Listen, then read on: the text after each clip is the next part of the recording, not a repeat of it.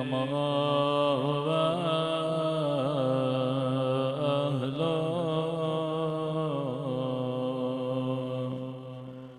अस्सलातु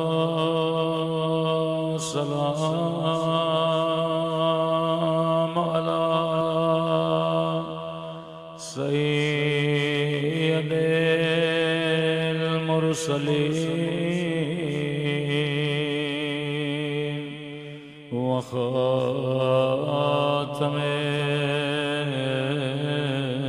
नबिय्यीन अबिल क़ासिम मुहम्मद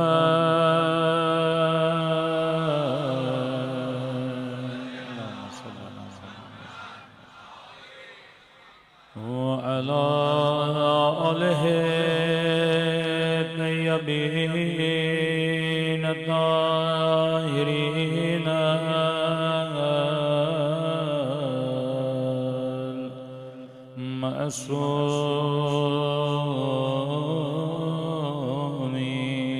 मअसूमीन। सब मिलके दुआ इमाम ज़मा। अल्लाहुम्मा कुल्ले वलीका हुज्जत इब्ने हसन सलवातका अलैहि व अला आबाए फी हादिहि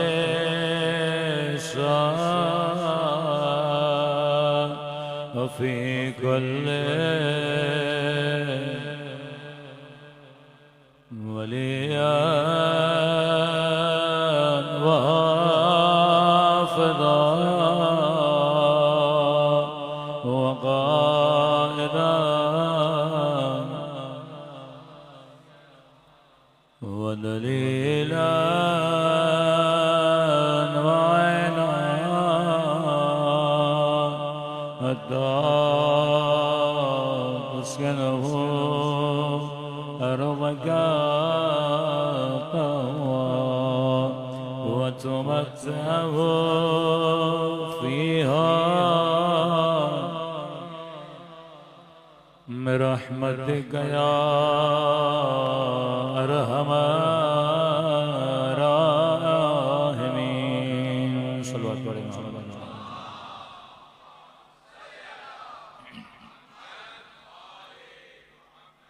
बिस्मिल्लाहिर्रहमानिर्रहीम। रब्बि इश्रह ली सदरी व यस्सिर ली अमरी वहलुल उक़दतम मिन लिसानी यफ़क़हू क़ौली।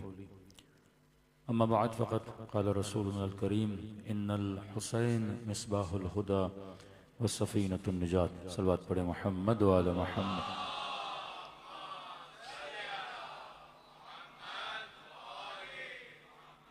दुआ है परवरदिगार आलम हम सब की इबादतों को अपनी बारगाह आली में कबूल फरमाए और जो मकसद ज़िंदगी मकसद हिदायत लेकर इस फ़र्श अज़ा पे आते हैं खुदा उन मकासद में भी हम सबको कामयाबियाँ कामरानियाँ नसीब फरमाए।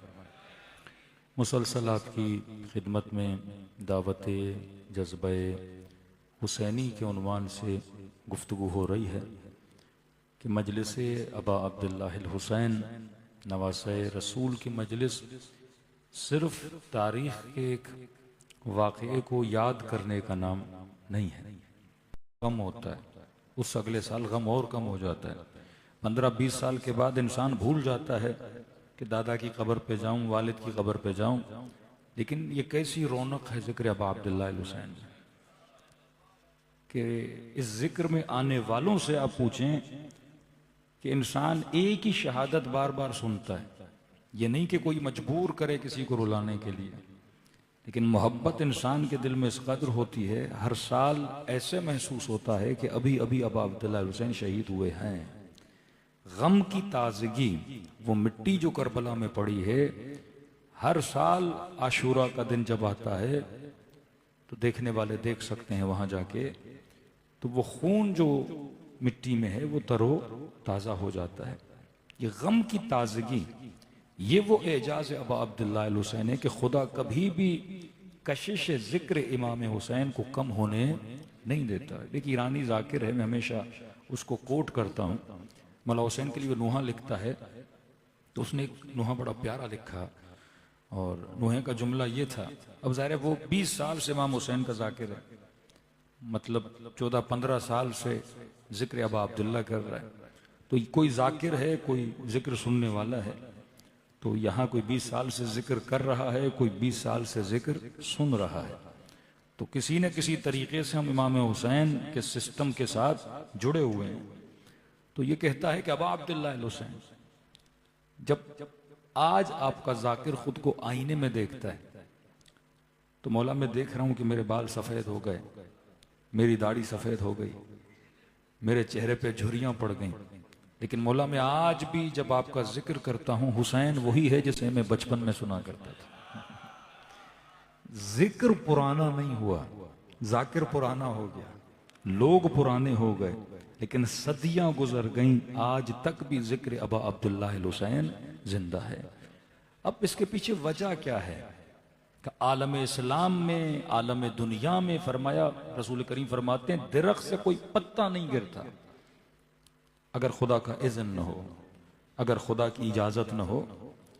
हवा चल नहीं सकती, परिंदे चहचहा नहीं सकते अगर खुदा न चाहे, अगर खुदा की इजाजत न हो।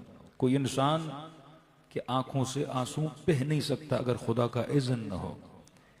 हजरत अय्यूब ने जब मुसीबतें आई, अल्लाह ने फक्र दिया का सब्र किया, बीमारी दी का सब्र किया, बदन में कीड़े पड़ गए का सब्र किया। कहते जब हजरत अल्लाह के नबी के बदन में कीड़े पड़ गए तो लोगों ने मजाक उड़ाना शुरू किया, कहा कि यकीनन कोई अलियाज़ुबिल्लाह गुनाह किया होगा, कोई खता की होगी कि इनके बदन में क्या पड़ गए, कीड़े पड़ गए। फौरन खुदा से खिताब किया, परवरदिगारा मैं फकीर हुआ, सब्र किया, परवरदिगारा तूने बीमारियां दी, मैंने सब्र किया, परवरदिगारा बदन में कीड़े पड़ गए, मैंने सब्र किया, लेकिन ऐ खुदा अब लोगों की तोहमतें मुझसे बर्दाश्त नहीं होती। कहते इतना कहना था, हजरत जिब्राइल नाज़िल हुए, फरमाया अल्लाह के नबी, अल्लाह की आवाज आती, अपने सब्र पे इतना नाज न कर, अगर मैं खुदा सब्र की तौफीक न देता तू सब्र भी न कर सकता। जब तक तौफीक परवरदिगार आलम न हो, न इंसान नमाज पढ़ सकता है, न इंसान सब्र कर सकता है, न इंसान शुक्र कर सकता है। अब ये तौफीक किसे मिलती है और किसे नहीं मिलती? एक बहुत बड़ा सवाल किसी ने मासूम से किया कि मौला दुनिया का कोई ऐसा गुनाह है जो अल्लाह की रहमत से बड़ा हो? मासूम ने कहा कोई नहीं। तो कहा मौला फिर इसका मतलब यह है कि किसी ने बड़े से बड़ा गुनाह भी किया हो फिर वो तो जन्नती बन सकता है। एक मुसलमानों में बड़ी बहस चलती है कि अल्लाह जिसे चाहे जन्नत में भेज दे, कभी अल्लाह की मर्जी है। बड़े से बड़ा गुनहगार, मैं छोटी मिसालें नहीं दे रहा, बड़ी दे रहा हूँ। ये बहस मदरसों में पढ़ाई जाती हैं कि मसलन अगर खुदा चाहे तो क्या फिरौन को जन्नत में भेज सकता है या नहीं भेज सकता, निमरूद को जन्नत में भेज सकता है। अब खुदा की कुदरत की बात है ना, तो जवाब दिया अल्लाह इन्नल्लाह अला कुल्लि शैइन कदीर, खुदा तो हर शय पे कादिर है। तो इमाम मासूम ने कहा कितना भी बड़ा गुनाह हो खुदा बख्श देता है, लेकिन तौबा करे तो खुदा बख्शे। तौफीक तौबा देना किसका काम है? परवरदिगारे आलम का काम है। और इंसान जब तक दुनिया में है तौबा करे तो गुनाह बख्शा जा सकता है, लेकिन जैसे बदन से रूह निकल गई तो वो दरवाजे तौबा क्या हो जाता है? बंद हो जाता है। अब कितने खुश नसीब हो हुसैन, तुझे हर साल फर्श अज़ा पे बुला के तौबा का दर्स देते हैं। करबला सदियों से होर बना रही है, फर्श अज़ा लोगों को रहमत इलाही का दर सिखा रहा है। हर जमाने में अल्लाह ने नबी क्यों भेजे? ताकि इंसान की क्या करें? हिदायत करें। मकसद खिलकत ये था कि आज भी हर मुसलमान जब नमाज पढ़ता है तो दुआ करता है इहदिनस सिरातल मुस्तकीम, है खुदा मुझे सीधे रास्ते पे चला। अब सीधा रास्ता कौन सा है वो अलग बहस है, दुआ तो हर बंदा कर रहा है कि खुदा मुझे सीधे रास्ते पे चला, सीधे रास्ते पे चला। और अल्हम्दुलिल्लाह जिस भी मुसलमान से पूछें तो कहता अल्हम्दुलिल्लाह मैं ही हूं जो सीधे रास्ते पर हूं। हदफ खिलकत यह है कि इंसान को क्या मिले? हिदायत मिले। छोटी सी मिसाल, कायनात में सबसे पहला जो इंसान आया, नाम क्या है? हजरत आदम अबुल बशर। हम खुदा से एक इल्तिजा कर सकते हैं कि परवरदिगार, हजरत आदम जब कायनात में उतारे गए, इस जमीन पर आए, तो कायनात में कोई घर नहीं था, कोई बिल्डिंग नहीं थी, कोई रोड नहीं था, कोई खेती बाड़ी नहीं थी। ये सारी जहमतें आकर किसने की? हजरत आदम ने की। परवरदिगारा, तू हर शय पे कादिर है, खालिक है, तू कुछ इंसानों को बना देता आदम से पहले और जमीन पे भेज देता, ताकि ये तेरे नबी के लिए घर बनाते, तेरे नबी के लिए रास्ते बनाते। आज छोटा सा MP MNA मोहल्ले में आ जाए तो सफाइयां शुरू हो जाती हैं कि वजीर आजम साहब आ रहे हैं, फला प्रेसिडेंट साहब आ रहे हैं। तो परवरदिगारा, ये आदम है, अबुल बशर है, तो एक नबी का कोई प्रोटोकॉल तो होना चाहिए।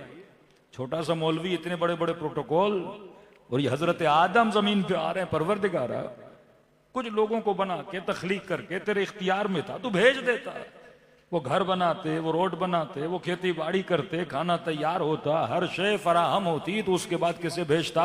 अपने नबी को भेज देता। सुनेंगे अल्लाह की आवाज क्या आएगी? अल्लाह की आवाज आएगी, हाँ मेरे बंदे, मेरा नबी मुझे बड़ा अजीज है, अगर मैं उससे पहले तुम लोगों को भेज देता, घर भी बना लेते, रास्ते भी बना लेते, खाने का बंदोबस्त भी कर लेते, हाँ मेरा नबी तो आसाइश में चला जाता। लेकिन अगर उस दौरान तुम में से कोई खता करता और मैं कयामत के दिन ये पूछता तुमने खता क्यों की, तुम मुझे जवाब देते, ऐ खुदा कोई हादी नहीं था। फरमाया, मैं अपने हादी की तकलीफ को बर्दाश्त करूंगा, तेरे बहानों को बर्दाश्त नहीं करूंगा। कि हर जमाने में हिदायत का बंदोबस्त करना ये किसकी जिम्मेदारी है? परवरदिगार आलम की जिम्मेदारी है। कि मरने के बाद कोई ये न कहे कि परवरदिगारा मुझे कोई हिदायत देने वाला नहीं था। कि हर जमाने में मैं हादियों को भेजूंगा। अब आदम वालों के लिए हजरत आदम, शीश वालों के लिए हजरत शीश, नूह वालों के लिए हजरत नूह, इब्राहिम वालों के लिए हजरत इब्राहिम, और मुसलमानों के लिए मोहम्मद मुस्तफ़ा सल्लल्लाहु अलैहि वसल्लम।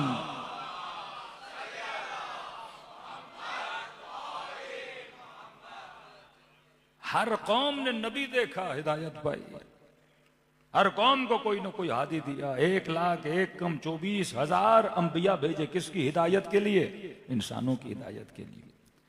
लेकिन एक नबी कितना वक्त इंसानों में रहेगा? 900 साल, कोई 50 साल, कोई 60 साल, कोई 200 साल। एक दिन उस नबी ने भी तो दुनिया से जाना है ना। कौन करेगा हमारी हिदायत नबी के बाद? और ऐसा जमाना, 2026 का जमाना, स्कूल जाओ तो गुमराही, टीवी खोलो तो गुमराही, मोबाइल खोलो तो गुमराही, हुक्मरान देखो तो गुमराही, मंदा बाहर बच्चा भेजे तो खौफ के बच्चा गुमराह ना हो जाए। कि फरमा आखिरी जमाने में ईमान बचाना इतना मुश्किल है, इतना मुश्किल है जैसे हाथ पे आग के अंगारे को रखना। और बिल फर्ज अगर खुदा आज के जमाने में कोई वली भेज भी देता या कोई नबी भेज भी देता ताकि सोए हुओं को वो जगाए, बेदार करे कि दुनिया में आए क्यों हो, मकसद दुनिया क्यों है, तो वो कितनी जगहों पे जाके हिदायत करता है। तसव्वुर करें, आज अमीरुल मोमिनीन होते तो मुल्ला कूफे में होते, कूफे वालों को हिदायत कर रहे होते। इमाम हसन होते मसलन मदीने में, मदीने वालों की हिदायत कर रहे होते। जनाब अबू ज़र मसलन होते तो वहां के लोगों की हिदायत कर रहे होते। अगर 1 लाख नबी भी भेज दे तो वो 1 लाख जगहों पे जाके लोगों की क्या करते? हिदायत करते। अब देखो सारे अंबिया का काम परवरदिगार आलम हुसैन के फर्श अज़ा से ले रहा है। इस वक्त कौन सा गांव है जहां मजलिस अबा अब्दुल्लाह हुसैन न हो? इस वक्त कौन सा मुल्क है जहां फर्श अज़ा हुसैन इब्न अली न हो? ये वो हुस्न था जो बीबी ज़ैनब देख रही थी। हमें तो जख्मी बदन नजर आ रहे हैं करबला में, लेकिन जब यजीद ने कहा कि ज़ैनब तेरे हाथों में रस्सियां, तेरा भाई मारा गया, तेरे बच्चे मारे गए, ये क्या किया तेरे रब ने तेरे साथ? तो फरमाया मा रअयतु इल्ला जमीला, ज़ैनब ने तो हुस्न के अलावा कुछ देखा ही नहीं। ये वो हुस्न था जो इमाम हुसैन देख रहे हैं। ये वो हुस्न है क्योंकि वो जज्ब परवरदिगार आलम है। उनका भरोसा अल्लाह की जात पर है, लोगों पर नहीं है। याद रखना, यहां जब दो निजामों को देखते हो, एक निजाम शैतान का है, एक निजाम अल्लाह का है। शैतान तुझे किन चीजों में जज्ब करता है? लाहव में, लाइब में। अमा हयात दुनिया, दुनिया की जिंदगी क्या है? सिर्फ जीनत है। वो जीनतों में तुझे जकड़ता है, क्योंकि शैतान के पास जो मटीरियल है वो सिर्फ दुनिया का मटीरियल है। मिसाल के तौर पे आपने सब्जी ली और अपनी बीवी को दी कि जनाब खाना बनाओ। अब वो खाना किससे बनाएगी? जो आपने उसे लेकर दिया है। मैंने आपको मटेरियल दिया कि आप इससे एक बिल्डिंग बनाएं, अब उसी मटेरियल से आपने क्या बनानी है? बिल्डिंग। शैतान लोगों को गुमराह करे, यजीद लोगों को गुमराह करे, या उसके बाद आने वाली नस्ल उम्मतों को गुमराह करें, तो किस चीज से गुमराह करेंगे? माले दुनिया, जीनत दुनिया। इसी जीनत में लोगों को फंसाता है, जबकि वो जानता है कि फितरत बशरी में है कि इंसान कभी भी महदूद पे राजी नहीं होता, ये लामहदूद पे राजी होता है। इसके अंदर है कि हल मिन मजीद, हल मिन मजीद, मुझे और चाहिए, मुझे और चाहिए। और दुनिया महदूदियत का नाम है। लेकिन उसका कमाल यह है शैतान का, वो इतनी वैरायटी बनाता है कि अगर तुम एक चीज से बोर हो गए, तुझे दूसरी चीज देता है। आपने कहा 1 साल गुजर गया, इस मोबाइल से बोर हो गए, अगले साल वो आपको नया मॉडल देगा। आपने गाड़ी ली, वो अगले साल नया मॉडल देगा। एक बच्चा है, खिलौनों से बेजार आ गया, बाप उसको नया खिलौना खरीद के देगा। वो इतना तुझे इन जीनतों में अटकाए रखेगा ताकि तू आखिरत के तसव्वुर से क्या हो जाए? गाफिल हो जाए। अजवाज जीनत हुसैन ने कुर्बान कर दी, माल जीनत हुसैन इब्न अली ने कुर्बान कर दी। जो कुछ खुदा ने इंसान को दुनिया में दिया है, अबा अब्दुल्लाह अल हुसैन ने रब की दरबार में सब कुछ कुर्बान कर दिया। और अजीब है, कातिल हुसैन जब जुमले लिखता है का अजब है, जब हुसैन के सीने पे सवार था, बदन जख्मी था, तड़प रहे थे, अब फिक्र तो ये होनी चाहिए मेरी बेटी का क्या होगा, मेरे बेटों का क्या होगा, पीछे रहने वाली बीबियों का क्या होगा। लेकिन का हुसैन की निगाह आसमान की तरफ थी और एक ही जुमला ज़बां पे जारी था, रिज़न बिरिज़ा व तस्लीमन ले अमरे ला मअबूद सिवा। ऐ खुदा, हुसैन किसकी रिजा पे राजी है? तेरी रिजा पे राजी है। यानी दमे आखिर भी हुसैन की निगाह रिजायत परवरदिगार आलम पर है। फिर वो निदाए गैब आई, या अय्युहतुन नफ्सुल मुतमइन्ना इरजिई इला रब्बिक रादियतन मर्दिया। ऐ नफ्स मुतमइन, पलट अपने परवरदिगार आलम की तरफ। तभी कहा कि अगर करबला न होती तो दीन इस्लाम बाकी न रहता। आज आलम इस्लाम में बारहा कह चुका, इस्लामी मुल्क तो बहुत हैं, लेकिन किसी इस्लामी मुल्क से अमेरिका दुश्मनी क्यों नहीं करता? इसराइल दुश्मनी क्यों नहीं करता? क्योंकि वो देखते हैं कौन कौन सा इस्लाम है लोगों के पास। आज दुश्मनी फिक्र हुसैन इब्न अली से है, क्योंकि ये फिक्र इंसान को क्या बनाती है? बहादुर बनाती है। अजीब रिवायत, फरमाया करबला के सारे वाकयात हुए, शैतान परेशान नहीं हुआ। मेरे 5वें इमाम फरमाते हैं, लेकिन जब 6 महीने के बच्चे के गले में तीर लगा, का या सिहा शैतान, शैतान चीखा, का गोया हुसैन ने हमारा काम तमाम कर दिया। असगर के बाद जंग हक और बातिल में सबसे ज्यादा जरूरी होता है अब हक और बातिल को पहचानो, पहचानो। यहाँ बरादरान सुन्नत भी मौजूद है। कितनी जंगें हुई हैं इस्लाम में? जंग नहरवान है, मारकीन है, कासितीन है, सिफीन है, सारी जंगें देख लें, जमल है। लेकिन हर जंग में एक इख्तलाफ है। इख्तलाफ क्या है आप पूछेंगे? हक कहां था, बातिल कहां था? तो एक सुकूत है। हाँ, शियों में सुकूत नहीं है, लेकिन अक्सरियत उम्मत कहती है भाई हम खामोश हैं, का खता इज्तिहादी है। सिफीन में हक पे कौन था? का भाई साकित हैं, हम किसी के खिलाफ नहीं बोलेंगे। जमल में हक पे कौन? क्यों साकित हैं? क्योंकि इधर भी अकाबिर उम्मत हैं, उधर भी अकाबिर उम्मत हैं। कभी सोचा करबला में सुकूत क्यों नहीं? सोचा करो ना। ये अक्सर सवाल होता है, इमाम हुसैन बच्चे क्यों ले गए करबला, बेटियां क्यों ले गए करबला? अकीदे शिया के मुताबिक तो हुसैन इब्न अली को सब पता था, और जब मदीने से निकल रहे थे तो अब्दुल्ला इब्न उमर, अब्दुल्ला इब्न जुबैर सब कह रहे थे, फर्जंद रसूल आप जिस जगह जा रहे हैं यजीद कत्ल कर देगा आपको, आप मत जाइए। वो इरादों से वाकिफ थे। फिर कुछ कह रहे थे आप जा तो रहे हैं, बच्चों को लेकर क्यों जा रहे हैं, बेटियों को लेकर क्यों जा रहे हैं, अहलो अयाल को लेकर क्यों जा रहे हैं।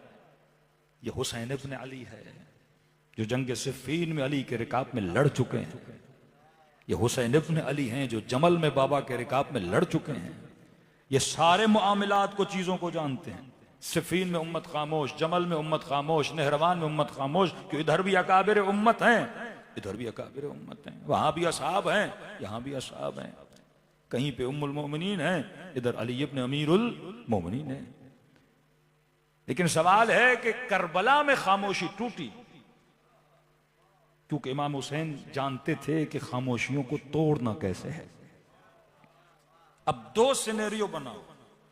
अब अब्दुल्ला हुसैन करबला में सिर्फ बेटों को लेकर जाते, बेटियां न होती, अजवाज न होती, 6 महीने का बच्चा न होता, मौला होते, अकबर होते और कुछ मौला के असहाब या जिन लोगों ने साथ दिया, हबीब इब्न मदाहिर या जनाब जौन साहब ये रसूल, ऐसे अफराद इमाम हुसैन के साथ होते, करबला होते। मुझे बताओ कितनी गारंटी है अगर जंग होती, इमाम हुसैन शहीद हो जाते तो यहां क्या कहा जाता, भाई यजीद से खता इज्तिहादी हो गई। क्योंकि हुसैन भी सहाबी और फर्जंद सहाबी, यजीद भी कौन है, फर्जंद सहाबी का। सहाबियों के बच्चे आपस में लड़े हैं, लिहाजा यहां भी क्या होनी चाहिए, खामोशी होनी चाहिए। क्योंकि इमाम हुसैन ने क़ियाम किया था वक्त के हाकिम के मुकाबले में, और हाकिम के खिलाफ जो क़ियाम करे नजरियों के मुताबिक उसे आप कत्ल कर सकते हो, चाहे कोई भी हो। और यही होना था अगर इमाम हुसैन अकेले जाते, क्योंकि सिफ़ीन पे खामोशी, जमल पे खामोशी, करबला के वाक़े पे भी क्या हो जाती, खामोशी हो जाती और आज तक इख्तिलाफ होता। लेकिन अली असगर जब करबला में थे तो हक को बातिल का फैसला हो गया। क्योंकि यजीद वाले भी कहते भाई हुसैन वालों ने भी हमारे बंदे मारे हैं तो हमने भी मारे हैं, जंग है। क्या सिफ़ीन में कत्ल नहीं हुआ, क्या जमल में नहीं जंग है, इधर भी जवान थे उधर भी जवान थे, और वो भी नीयत जिहाद से आए थे, ये भी नीयत जिहाद से आए हैं। लिहाजा अकबर शहीद हुए तो शहीद हैं, उधर से 4 जवान वहां से मरे वो भी शहीद हैं। लेकिन जंग का पासा तब पलटा जब 6 महीने के बच्चे के गले में तीर लगा। कहते हैं यहां लश्कर यजीद के कई सिपाहियों ने कहा, इब्ने साद लानत हो तुझ पर, तू तो जिहाद की नीयत से लेकर आया था कि ये बागी हैं, इस्लाम के मुखालिफ हैं, और कब बालिग से जंग होती है, ये 6 महीने का बच्चा, तुमने कहा कि हुसैन बेअत नहीं कर रहे इसीलिए हम हुसैन का कत्ल कर रहे हैं। का 6 महीने के बच्चे से कौन सी बेअत लेनी थी जो अपनी ज़बान से मां से दूध न मांग सके। फैसला हक को बातिल हो गया कि मद्दे मुकाबिल वाले इंसानियत भी नहीं रखते, इस्लाम तो दूर है। ये कौन सी तरबियत रसूल है कि 6 महीने के बच्चे के गले में तीर लगे। और 1400 साल के बाद अगर कोई मुसलमान हुसैन की मजलिस में सुने कि कोई करबला थी, नवासे रसूल था, उसका 6 महीने का बच्चा था, उसके गले पे तीर लगा, तो ये सोचने पर मजबूर होगा कि हक कहां है और बातिल कहां है।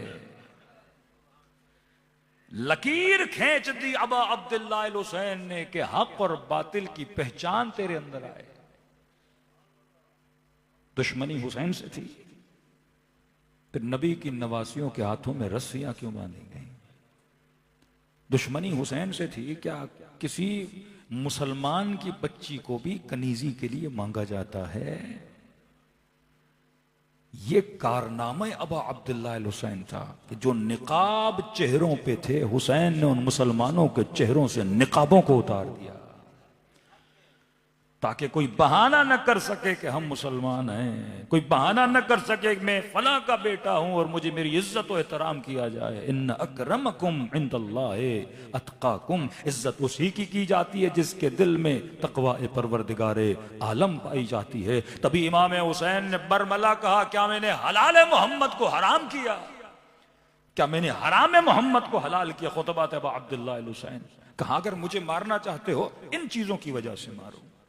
अगर मैं दीन में रद्द बदल लाऊं, चाहे नवासे रसूल हूं, तुझे जंग की इजाजत है। अगर मैं हलाल को हराम कर दूं, हराम को हलाल कर दूं, शरीयत में रद्द बदल लाऊं, तो मुझे कत्ल की तुम्हें इजाजत है। लेकिन ये बता, क्या हुसैन ने हलाल को हराम किया?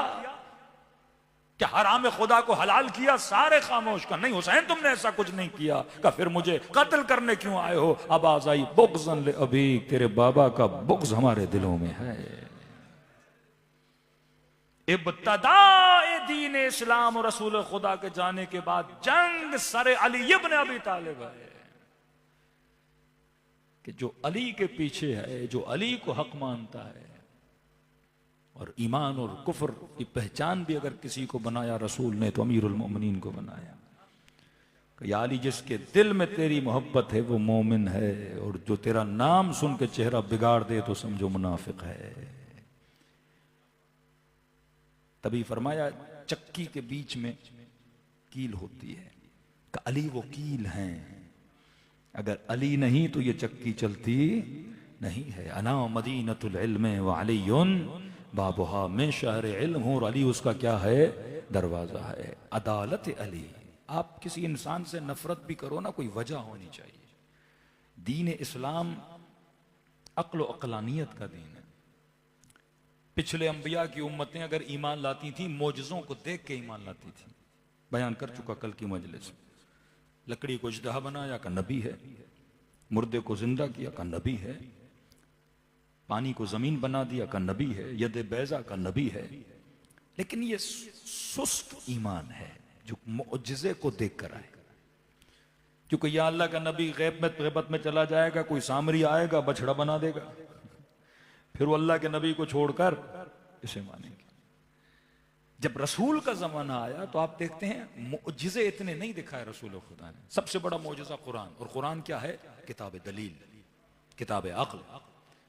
आज उम्मत कुरान से दूर है। अल्लाह कहे लानतुल्लाह अलल कौमिल काज़िबीन, मेरे झूठों पे लानत। मुसलमान कहेगा मैं नहीं भेजूंगा। किसी मुफ्ती साहब ने कहा शिया लानतें बड़ी भेजती। मैंने क्या करूं, खुदा भी बहुत भेज रहा है। कुरान में 40 से ज्यादा लानतें हैं। अल्लाह की लानत जालिमों पर, अल्लाह की लानत झूठों पर। सबसे बड़ी लानत किस पर है? मैंने कहा आप भी भेजते हो? उसने कहा नहीं हम तो नहीं भेजते। मैंने कहा बिस्मिल्लाह से पहले क्या पढ़ते हो? औज़ु बिल्लाहि मिनश शैतानिर रजीम। हर मुसलमान किस पे लानत भेजता है? शैतान पे। ईमान का जुज है दुश्मन खुदा से नफरत करना, दुश्मन मोहम्मद से नफरत करना जुज ईमान। तब्बत यदा अबी लहब व तब, अबी लहब तेरे हाथ कट जाएं, तू मेरे मुस्तफा को पत्थर मारता है। दुश्मन रसूल से नफरत नहीं करोगे, दुश्मन खुदा से नफरत नहीं करोगे। निजाम शैतान क्या है कि अल्लाह, सेकुलरिज्म क्या है कि अल्लाह से भी मोहब्बत, शैतान से भी मोहब्बत। अब यू ही चले जाएं, मंदिर भी है, मस्जिद भी है, किलीसा भी है, जहां सब कुछ हो। घर में जो आपका टीवी है ये क्या है? ये मोबाइल क्या है? ये सेकुलरिज्म का एक नमूना है। चैनल 1 लगाओ गाने, चैनल 2 लगाओ कुरान, चैनल 3 लगाओ मसलन नूह है, चैनल 4 लगाओ मसलन साइंस। मतलब हर चीज आपके पास क्या हो? मुहैया हो, गुनाह भी हो, सवाब भी हो। दीन इस्लाम का मतलब है जहां जहां जाओ तुझे नूर ही नूर मिले, कि पूरी कायनात में हिदायत का जाल बिछा दे। अब हिदायत का जाल कैसे बिछे? कि उम्मत ने रसूल के बाद आले रसूल को दीवार से लगा दिया। हसन इब्न अली के जनाजे पे तीर मारे गए। 1400 साल के बाद मुसलमान ये 5 मिनट सोचे ऐसा क्या हुआ कि नबी का नवासा, जिसको कांधों पे बिठाएं, जिनके लिए कहीं इन्नल हसन वल हुसैन सैयदा शबाब अहलिल जन्नह, ये जन्नत के जवानों के सरदार हैं, उसके बदन पे तीर मारे जाएं, अपने नाना के साथ दफनाने की इजाजत न दी जाए। करबला आए, हुसैन इब्न अली के बदन पे घोड़े दौड़ाए जाए, इमाम हुसैन के बेटे अली इब्नुल हुसैन को जहर दिया जाए, 5वें को जहर दिया जाए, उनके फिर बेटे को जहर दिया जाए, 7वें को 12 साल जिंदान में डाला जाए। क्या दुश्मनी है उम्मत की आले रसूल से? क्योंकि शैतान का हदफ था कि वो कभी भी अहले बैत रसूल को हुकूमत देना नहीं चाहता था। तो खुदा ने कहा जो आखिरी निशानी है हजरत महदी, मैं उसे छुपा दूंगा। सलवात पढ़े मोहम्मद।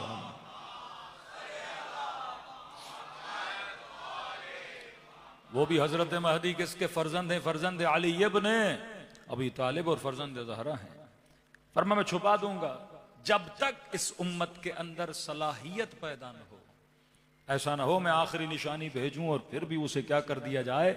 शहीद कर दिया जाए। जब तक तुम्हारे अंदर दिफा की सलाहियत पैदा न हो, जब तक तुम्हारे कुलूब के अंदर बहादुरी पैदा न हो। और आज अगर ये बहादुरी देखनी है तो यमन जाके देख लो, लुबनान जाके देख लो, और ईरान के शियों के सीने में जाके देख लो कि अगर तुम आज के दुश्मन के मुकाबले में सीना सिपर होके खड़े हो सकते हो, यह दलील है कि तुम्हारे अंदर सलाहियत है कि जब हजरत हुज्जत आएंगे तुम उनके सिपाही भी बन सकते हो। लेकिन अगर कोई ट्रंप साहब को ललकार न सके, हमारे हुक्मरान कैसे खड़े होते हैं आपको पता है। जिस तरह सुबह स्कूल में असेंबली होती है ना, तो इस तरह नामी गिरामी शरीफ खड़े होते हैं और सामने नामी गिरामी बदमाश होते हैं। हाँ। लेकिन क्यों जीनत दुनिया ने सैयद अली खामनेई को उनकी तरफ अट्रैक्ट नहीं किया? इनको भी दे रहे हैं ना सोना, हुकूमतों की लालचें, ओहदे। तो आप क्या समझते हैं हजरत इमाम खुमैनी को नहीं दी थी उन्होंने लालचें? क्या ईरान के सुप्रीम लीडर को लालचें नहीं दी होंगी इन्होंने? जो मिलियंस ऑफ डॉलर बांटते फिरते हैं, लालच दी। लेकिन ये वो कौम है जो झुकने के लिए तैयार नहीं है। तभी कभी कभी ट्रंप बात करते करते फिर तारीफ भी कर देता है। जब शहीद कासिम सुलेमानी की बात करता है, ही इज वेरी जीनियस, कहते बेइंतहा जीनियस आदमी था, बेइंतहा ज़हीन आदमी था। भाई अली के चाहने वाले होते ही ज़हीन हैं क्योंकि अली इमाम अक्ल है। अली अक्ल को तेज करते हैं अपने इल्म के जरिए से। हुसैन इंसान के वजूद में बहादुरी पैदा करते हैं अपनी करबला के जरिए से। तभी खुदा ने चैलेंज किया, इंजाम तुमन्नकुम औलियाउल्लाह मिन दुनिन्नास फतमन्नवल मौत। अगर तुझे भी वली बनने का शौक है तो किसकी तमन्ना करो? मौत की तमन्ना करो। फिर खुदा खुद जवाब देता है, बोला ये मुझे यकीन, अल्लाह कहता है तुम में से कोई मौत की तमन्ना नहीं करेगा। और हुसैन इब्न अली कहें कि मौत हमारी मीरास है, पर मैं हमें मौत से नहीं डरा सकते। अब अब्दुल्ला तो बड़ी बात है, लेकिन हसन का 14 साल का बेटा करबला में जब चचा पूछे कासिम जा तो रहा है लेकिन ये बता तेरे लिए मौत कैसी है? कहे चचा अल मौत ली अहला मिन अल असल, मौत मेरे लिए शहद से ज्यादा मीठी है। ये मारिफते असहाब अबा अब्दुल्ला अल हुसैन है।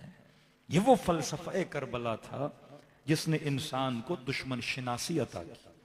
आज उम्मत कंफ्यूज है सिर्फ इसी में कि जालिम कौन है, मजलूम कौन है। करबला माइंड्स को क्लियर कर देती है। अहले बैत बेतकल्लुफ लाइन खींचते हैं कि ये जुल्म है, ये जालिम है, ये मजलूम है, ये हक है, ये बातिल है। तो जो फर्श अज़ा पे आता है, इमाम हुसैन गोया उसके फिक्र के साथ तबक को रोशन करते हैं। और आज जहां जहां जाओ गुमराही, लेकिन जब फर्श अज़ा पे आते हो या खुदा आपको क्या अता करता है? हिदायत अता करता है। मजलिस क्या है? मजलिस में कुरान सुनाया जाता है, मजलिस में हदीस सुनाई जाती है, मजलिस में अंबिया के किस्से सुनाए जाते हैं। यहाँ आपको वो कुछ मिलता है जो पूरा साल इंसान को नहीं मिलता। तो हुसैन अपने 10 दिन में इंसान को सदियों का सफर रातों में तय कराते हैं। सलवात पढ़े मोहम्मद व आले मोहम्मद। जा रहा है तो क्यों जा रहा है लौटाए? तो आप कहेंगे भाई सखी है, सखी ना होता तो अता न करता। क्योंकि सखी है तो क्या कर रहा है? दिए जा रहा है। रसूल से रहमतुन लिल आलमीन, लोगों के साथ रवैया भी रहमत भरा। और ये रहमत का रवैया इंसान को अपनी तरफ क्या करता है? जज्ब करता है। कहते एक जवान रसूल खुदा अपने असहाब की महफिल में बैठे थे। एक जवान आया रसूल खुदा की खिदमत में, दौड़ा दौड़ा आया और कहा या मोहम्मद, ऐसा इसने सवाल किया कि असहाब इसको मारने वाले थे। या मोहम्मद अलियाज़ बिल्लाह, क्या मैं जिना कर सकता हूं? सीधा के रसूल खुदा के। तो कुछ असहाब ने समझा कि ये शायद तौहीन करना है रसूल खुदा। ये कैसा सवाल है? या रसूल मैं जिना कर सकता हूं? कहते ये उठे कि इसको मारे? कि भरे मजमे में तू रसूल खुदा की तौहीन करने आया है? कहते जैसे उठे तो रसूल खुदा ने सबको रोका, कब बैठो इसे अपना सवाल करने दो। इस जवान को बिठाया, कहा क्या कह रहे थे कि या रसूलल्लाह क्या मैं परमिशन है जिना कर सकता हूं? तो नबी ने फरमाई मुझे ये बता, यही काम अगर कोई तुम्हारी बहन से करे अच्छा लगेगा? कहा नहीं। कहा मां से करे? कहा नहीं। कहा खाला से करे? कहा नहीं। कहा पुप्पो से करे? कहा नहीं। कहा अगर शादी कर लो बीवी से करे? नहीं। कहा अगर साहिब औलाद हो जाओ बेटी से करे? नहीं। कहा जो चीज तू अपने लिए पसंद नहीं करता वही काम दूसरों के साथ कैसे करना चाहता है? दलील दी रसूल खुदा ने से, अपनी जबान से। जैसे इसने सुना 5 मिनट सोचा, कहा रसूलल्लाह ये काम बड़ा बुरा है, मैं नहीं करूंगा। उठ के गए, नबी ने साहब को बुलाया, कहा बताओ जो तुम कर रहे थे वो सही था, जो मैंने किया वो सही था? कहा तुम इसे मारते एक तो बागी हो जाता, फिर अगली बार मेरे पास सवाल करने नहीं आता। मैंने इसको तरीके से समझा, कल्लिमुन्नास बिक़द्र उक़ूलिहिम, जितनी उसकी अकल थी उसी हिसाब से उससे क्या करो, बात करो। रहमत इंसानों को क्या करती है, खींचती है। आज बंदे अगर खुदा की बंदगी कर रहे हैं किस चीज की वजह से? अल्लाह की रहमत की वजह से। कहते जब हजरत आदम ने तर्क औला किया और जन्नत से निकाल के जमीन पे भेजे गए तो परवरदिगार आलम से शिकायत की, परवरदिगारा मैं तो नबी हूं, चलो तर्क औला किया, ज़हमतों को बर्दाश्त कर लिया, लेकिन परवरदिगारा मेरे बच्चों का क्या होगा, मेरी नस्ल का क्या होगा? कि हदीस के जुमले हैं कि हर इंसान को खल करने के बाद खुदा ने उसके पीछे 2 शैतान बनाए छोटे छोटे। का परवरदिगारा ये मेरी नस्लों को गुमराह करते रहेंगे, नस्ल कोई वसीले रहमत, कोई चीज तो दो जिसके जरिए से हम शैतान का मुकाबला कर सकें। तो अल्लाह ने जिब्राइल को भेजा कि मेरे नबीउल्लाह को जाकर पैगाम दो। का कौन सा पैगाम? कहा अगर तुम्हारे बच्चों में से, मेरे बंदों में से कोई एक नेकी करेगा मैं खुदा उसे 10 हसनात अता करूंगा, और एक बुराई पर 1 बुराई लिखूंगा। फरमाया खुदा इससे ज्यादा अता कर। अल्लाह ने फरमाया अगर नेकी करे भी नहीं, सिर्फ नेकी की नीयत करेगा मैं उस पर भी उसे जजा दूंगा। आपने नीयत की इमाम हुसैन की मजलिस में जाना है पर सर में दर्द हुआ, घर बैठ गए, उस नीयत पर भी खुदा सवाब मजलिस हुसैन आपको अता करेगा। नीयत नमाज की, नीयत रोजा की रख नहीं पाए, फरमाया सिर्फ नीयत करोगे अल्लाह कहता मैं क्या दूंगा, जजा दूंगा। और फरमाया हजरत आदम ने कहा खुदा इससे भी ज्यादा था। कहा देख अगर तुम्हारे बच्चों में से कोई गुनाह करे और अगर अपनी जिंदगी में तौबा करे मैं उसके गुनाह को क्या कर दूंगा, मिटा दूंगा। फरमाया इससे भी ज्यादा दे रहा हूं, अगर गुनाह करे और अपने गुनाह को छुपाए, छुपा क्यों रहा है? क्योंकि उसे हया आ रही है कि मैंने गुनाह तो किया, खुदा न खासा नशा किया, जिना की, शराब पी, गुनाह तो किया है, लेकिन अलनी नहीं कर रहा लोगों को बताए कि मैं गुनहगार हूं। गुनाह करने के बाद शर्मिंदा है, हया खा रहा है कि मैंने परवरदिगार आलम की खिदमत में गुनाह कैसे किया। अल्लाह कहता उस हया की वजह से मैं खुदा उसके गुनाह को भी मिटा देता हूं। और इमाम फरमाते हैं इससे ज्यादा यह हदीस अहले बैत में फरमाते एक और नेमत भी खुदा ने दी। अल्लाह फरमाते उसने जब गुनाह किया मैं अपने मलाइकों को हुक्म देता हूं 7 घंटे तक उसके गुनाह को लिखा न जाए। फिर उलमा फरमाते जो नमाजों के दरमियान फासला शायद खुदा ने इसीलिए रखा है, 7-7 घंटे का फासला, 5-5 घंटे का फासला, कि अगर सुबह गुनाह किया है तो दोपहर की नमाज में आके रब की दरबार में क्या कर दे, तौबा कर दे। इन्नल हसनात युज़हिबन सय्यात, इसके हसनात उसके गुनाहों को क्या कर देते हैं, मिटा देते हैं। सलवात पढ़े मोहम्मद व आले मोहम्मद।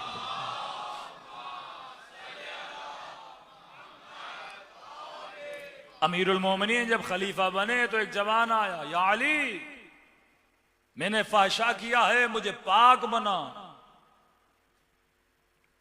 इमाम ने उसे देखा, क्या मतलब? काली मैंने जिना की है, हद जारी कर मुझ पे, मुझे पाक बना। मौला ने फरमाया लगता है तू होश में नहीं है, ख्वाब तो नहीं देखा, अपने अक्ल हवास में तो हो। का जी जी मैं होश में हूं, मैं हवास में हूं, मैं खुद कह रहा हूं मैंने गुनाह किया है, मेरे ऊपर हद जारी करें। फरमाया शायद तुझे भूल हो गई है। बार बार उसे कह रहे हैं कि इकरार न कर, इकरार न कर, क्योंकि ये अल्लाह के मानने वाले, रसूल रहमतुल आलमीन, ये मजहर सिफात खुदा। जब इसने कहा नहीं मैंने किया है, इमाम ने कहा ठीक है बाद में आ जाना। का परवरदिगारा गवाह रहना, इसने एक बार इकरार कर लिया, 4 बार इकरार करने पे हद जारी है। 2-3 दिन के बाद फिर आया, अली इब्न अबी तालिब, मैंने फाहशा किया है मौला, मुझे पाक बना। इमाम ने ऐसे बिहेव किया जैसे मौला ऐसे जानते ही नहीं। कहीं ख्वाब आप तो नहीं देखा? का नहीं। अपने होश में तो हो? कहां। का भूल चूक तो नहीं हुई? का नहीं। वही सवालात दोहराए। फिर का खुदाया गवाह रहना, इसने दूसरी बार इकरार किया। तीसरी बार आया, फिर वही। चौथी बार जब आया और इसने फिर इकरार किया तो अमीरुल मोमिनीन जलाल में आए, कहा ऐ जवान, अच्छा था इकरार से कि तू घर में जाके अपने और रब के दरमियान तौबा कर देता, क्योंकि खुदा सत्तारुल उयूब है, इंसानों के गुनाहों को बख्शने वाला है। कभी भी अल्लाह की रहमत से इंसान को मायूस नहीं होना चाहिए, क्योंकि यही रहमत है जो इंसान को क्या करती है, जज्ब करती है। और दूसरा का खुदा से उतना मांग जितना उसकी रहमत का दरवाजा बड़ा है। कभी भी खुदा से कम उम्मीद न लगाया कर, ज्यादा से ज्यादा की उम्मीद लगाया कर। सैयद अबुल हसन इस्फहानी बहुत बड़े मुज्तहिद और आरिफ बिल्लाह गुजरे हैं। कहते जब मैं 10-11 साल का था तो अपने वालिद को कहा कि मुझे दीन पढ़ने का बड़ा शौक है। वालिद ने कहा बड़े छोटे हो, कहा आप मुझे इजाजत दें मैं इस्फहान में जाके दीन इस्लाम को हासिल करूं। वालिद ने कहा 10-12 साल का बच्चा, बेटा जाओगे कैसे रहोगे कैसे करोगे? लेकिन कहा नहीं, डेली आता था, कभी बाप के हाथ का बोसा दूं, कभी घुटनों के किनारे पे बैठ जाऊं। बाबा मुझे इजाजत दें, मुझे दीन का बड़ा शौक है, मैं मारिफत हासिल करूं, मैं अल्लाह की राह में इरफान हासिल करना चाहता हूं। इतना मजबूर किया आगा इस्फहानी ने अपने वालिद को, इसने इजाजत दी। कहते हैं इस्फहान गया, एक मदरसे के अंदर हुजरा लिया, कमरा लिया, बैठा। 3-4 महीने के बाद शदीद बर्फबारी हुई इस्फहान में। कर इत्तफाक से उन दिनों में पैसा भी खत्म हो गया, फक्र फाका इतना आया, रोटी भी नहीं थी मेरे पास, हालात बड़े बुरे हो गए मेरे। और सर्दी इतनी तो कमरे में कोयला भी खत्म हो गया, मोमबत्ती जलाते थे रोशनी के लिए, मोमबत्तियां भी खत्म हो गई। और किस्मत बुरी के उन्हीं दिनों में मेरे वालिद मुझसे मिलने के लिए आ गए। दरवाजा खोला, अबुल हसन, कमरे में रोशनी नहीं, मोमबत्ती नहीं, इतनी सर्दी में कांप रहे हो? बाबा कोयले नहीं है, कुछ लाओ, सफर से आया हूं बाबा, खाना खिलाने के लिए कुछ नहीं है। बाप ने मुझे डांटना शुरू किया, मैंने तो कहा था ना तुम वहां नहीं रह पाओगे, मुश्किलात हैं, सख्तियां हैं, मेरी बात नहीं सुनी, जल्दी अपना सामान जमा करो, वापस चलना है गांव। अबुल हसन कहते हैं मुझे बड़ा दुख हुआ, मैं थोड़ी देर के लिए बाप से इजाजत मांग के हुजरे से बाहर आया और मैंने कहा या हुज्जत इब्न हसन, इमाम ज़माना, मेरे वालिद समझते हैं कि मेरा कोई वारिस नहीं है, मैं बेवारिस हूं, मैं तो आपके आसरे पे आया था इल्म दीन को हासिल करने के लिए। कहा ये सोच ही रहा था, मदरसे का दरवाजा खटका। अपनी हवाले जिंदगी में लिखते हैं, खादिम जो मदरसे का था दरवाजे पे गया, कौन? का वो जो तालिब इल्म है अबुल हसन, उसे बुलाओ। का हुजरे से बाहर निकला, दरवाजे पर गया, देखा एक शख्स खड़ा है बिल्कुल नॉर्मल लिबास में, न उसे सर्दी लग रही है न उसे गर्मी लग रही है, ऐसे लग रहा है जैसे उसके लिए बहारी मौसम हो। और उसने मेरे हाथ में पैसे दिए, काबुल हसन इससे जाकर कुछ कोयले खरीदो, बाप के लिए खाना वाना खरीदो, खिदमत करो उसकी, और तेरे कमरे के अंदर जो अलमारी है उस अलमारी के पीछे कुछ मोमबत्तियां पड़ी हैं, उन्हें जलाओ और अपने वालिद को कहो तू लावारिस नहीं है। कहता बिल्कुल नहीं सोच रहा ये कौन है, मुझे कहां से जानता है। सीधा कमरे के अंदर गया, वालिद ने कहा कौन था? का बाबा ये पैसे दिए, का कोयला खरीदूं, खाने पीने की चीजें खरीदूं, और अलमारी के पीछे को मोमबत्तियां पड़ी। वालिद ने कहा जाके देख हैं कि नहीं। इसने देखा अलमारी के पीछे पड़ी है, इसने जलाई। का वालिद मेरा जैसे खड़ा था घुटनों के बल बैठा और ज़ारो कतार रोने लगा, अबुल हसन मुझे माफ कर दे, हमारा वारिस जिंदा है।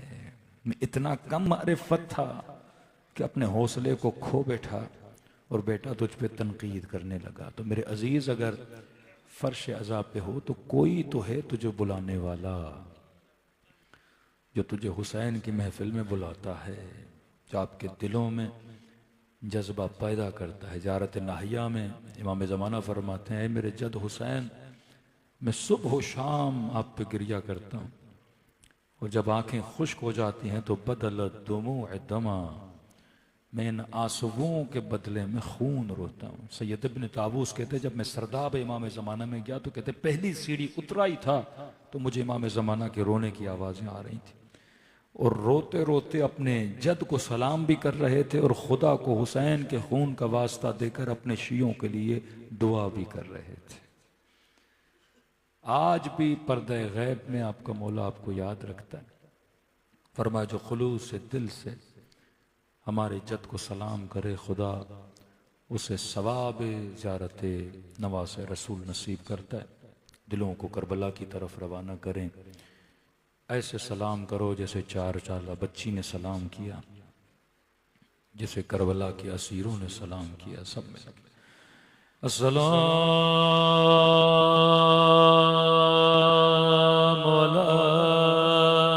अलैल हुसैन व अला अली इब्न हुसैन व अला औलाद हुसैन व अला अस्हाब हुसैन की सदा बुलंदो सलाम अला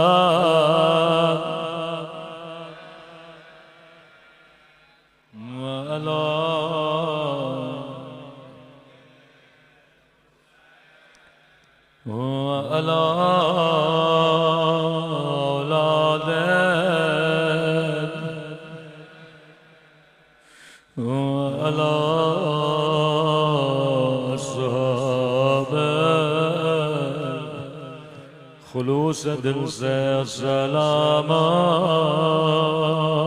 अला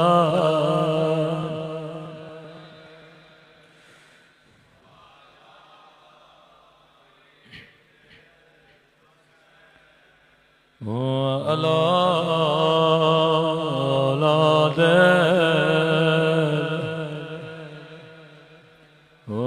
अला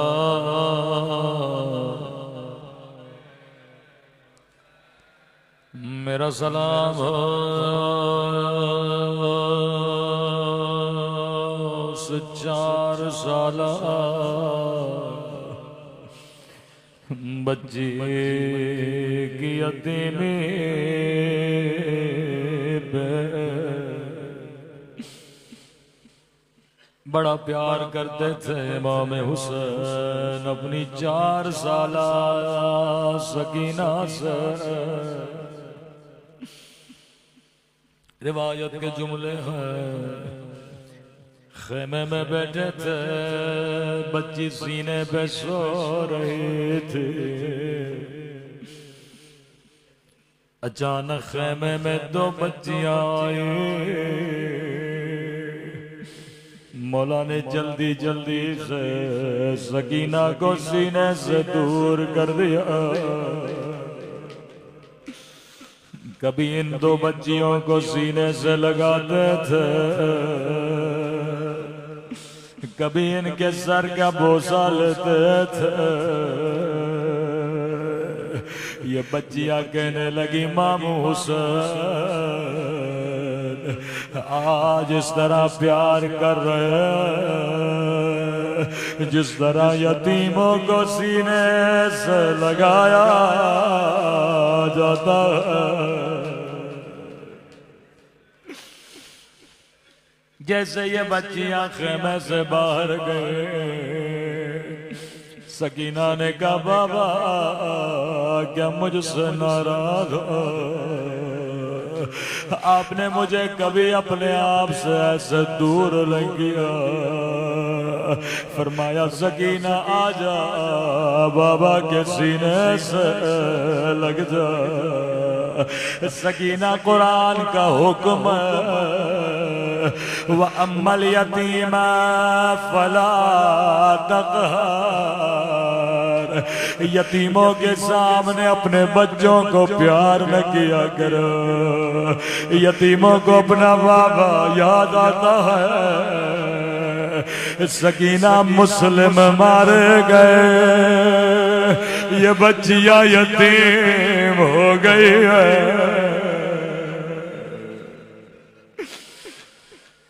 बच्चियां छोटी छोटी चीजों से बहुत कुछ सीखती हैं। उस दिन सकीना ने एक दर्स सीखा कि जब कोई बच्ची यतीम होती है उसे सीने से लगाया जाता है। जब कोई बच्ची यतीम हो उसके सर के बोझ लिए जाते हैं। लेकिन हाय सकीना तेरी किस्मत, जब शाम गरीब आए आवाज गूंजी कद कुतिल हुसैन, हुसैन मारे गए। बच्ची इंतजार करती रही, कोई मुझे सीने से लगाएगा, कोई मेरे प्यार करेगा।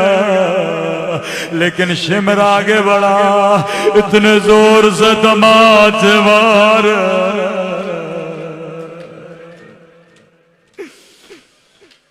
बच्ची की फरियादें बुलंद हुई, बाबा मैं भी यतीम हुई,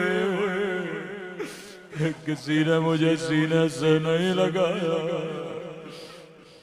बड़ी मजलूम बीबियां करबला में गुजरी है। बीबी रुबाब भी मजलूम, बीबी उम्मे लैला भी मजलूम। लेकिन लैला के सामने अकबर मौजूद है, रुबाब की गोद में अली असगर मौजूद है। बीबी उम्मे फरवा के सामने कासिम मौजूद है। बीबी ज़ैनब के सामने औनो मोहम्मद मौजूद है। लेकिन करबला में एक बीबी ऐसी है जिसे न शोहर की खबर है न बच्चों की इत्तला है। जब भी इमाम हुसैन से मिलते थे कहती थी मौला मेरे बच्चे तुझ पे कुर्बान, मेरा शोहर तुझ पे फिदा। सुनेंगे ये बीबी कौन है? ये मुस्लिम की बेवा। दो यतीम बच्चे जिंदान कूफा में, छोटा शहजादा बड़े शहजादे की गोद में। रिवायत के जुमले इतना बीमार था, आंखें खुलती थी अम्मा अम्मा अम्मा कह के बेहोश हो जाता था। दारुगा जिंदा रात को सो रहा है, ख्वाब के आलम में क्या देखा? एक काले बुर्के में बीबी है जो जिंदा की दीवारों पे सर रख के रो रही है। कह रही है दारुगा तेरे बच्चे भूखे नहीं है, तेरे बच्चे प्यासे नहीं है। मुझे बता ज़हरा ने नबी की बेटी ने तेरा क्या बिगाड़ा कि मेरे बच्चे भूखे भी हैं, मेरे बच्चे बीमार भी हैं। दारुगा जिंदा नींद से उठा, नंगे पांव दौड़ा दौड़ा जिंदा गया। क्या देखा? छोटा शहजादा बड़े शहजादे की गोद में बेहोश कदमों पे गिरा। ऐ नबीज़ादो मुझे माफ करना, मुझे नहीं पता था कौन हो। कि शहजादे जो कहो मैं करने के लिए तैयार। शहजादे ये बता कहीं तेरा भाई मर तो नहीं गया? का नहीं दारुगा बेहोश है, होश में आता है, अम्मा को याद करके फिर बेहोश हो जाता है। क्या करूं? का दारुगा मेरे भाई को माँ की बड़ी याद आई। अगर ज़हमत न हो थोड़ी देर के लिए अपनी बीवी को जिंदा मिला, मेरे भाई को सीने से लगा ले। दौड़ा दौड़ा घर गया, बीवी को कहा जल्दी करो जिंदा चलना है।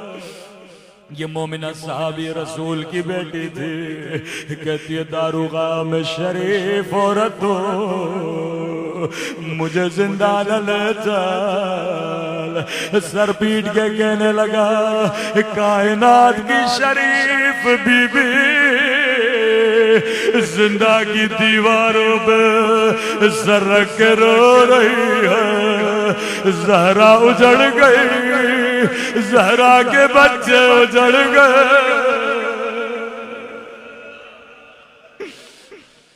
मोमिना ने जल्दी जल्दी से बुर्का पहना, जिंदा आए।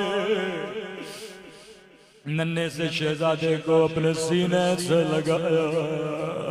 बच्चे ने समझा माँ की गोद है, मैं मदीने में आ गया। दोनों बाएं मोमिना के गले में डाले, रो कर कहने लगा अम्मा हम यतीम हो गए, अम्मा बाबा मारे गए, अम्मा बाबा के पांवों में रस्सियां बांध के कूफे की गलियों में फहराया गया। मोमिना ने कहा शहजादो मुझे अम्मा लगा, मैं तुम्हारी कनीज हूँ।